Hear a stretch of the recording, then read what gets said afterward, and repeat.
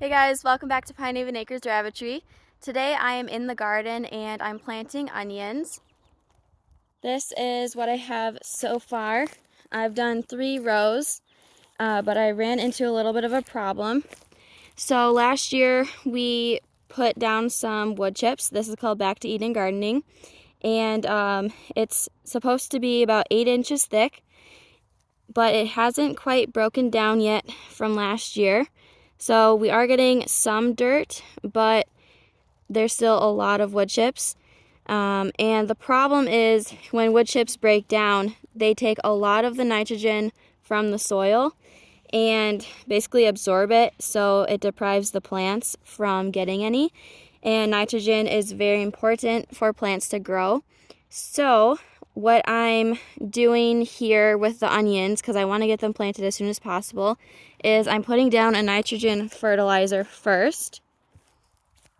This is what I got. So with the Back to Eden gardening, you dig down until you reach the soil underneath.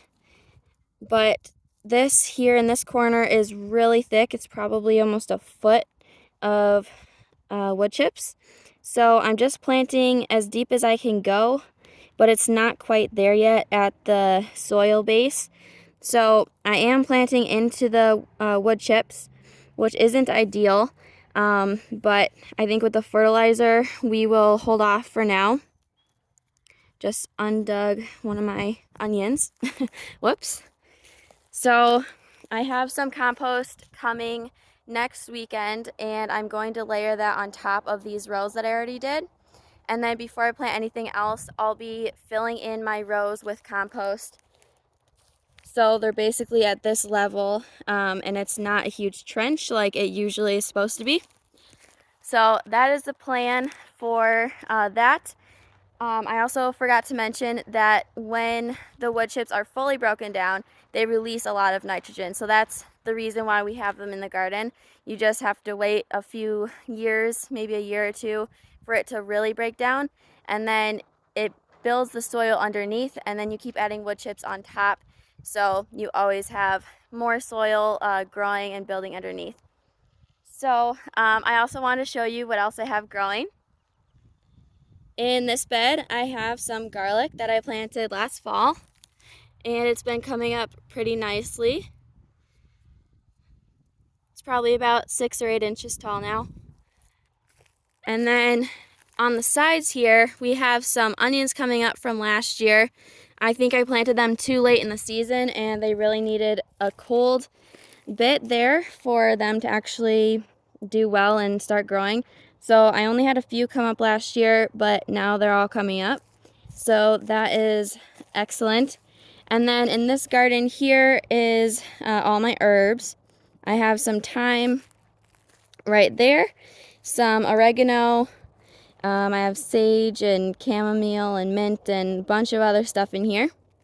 Then along the back wall where these strings are, I usually plant some pole beans and they can climb up there.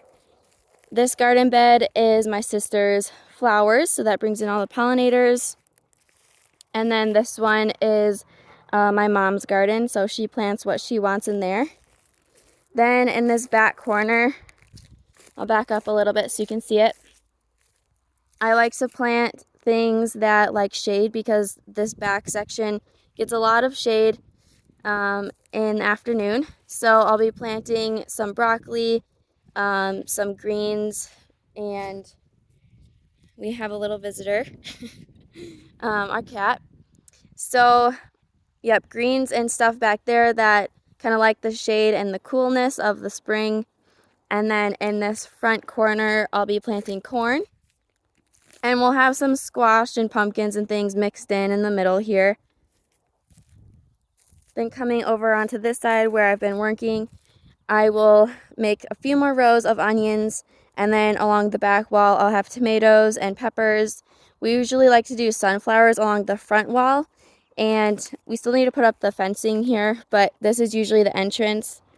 So when you look at the garden, this is pretty much what it looks like. It's not huge, but it's enough to feed our family and have plenty extra to give away. So that is the garden, and I'll have some more updates coming here in a few weeks.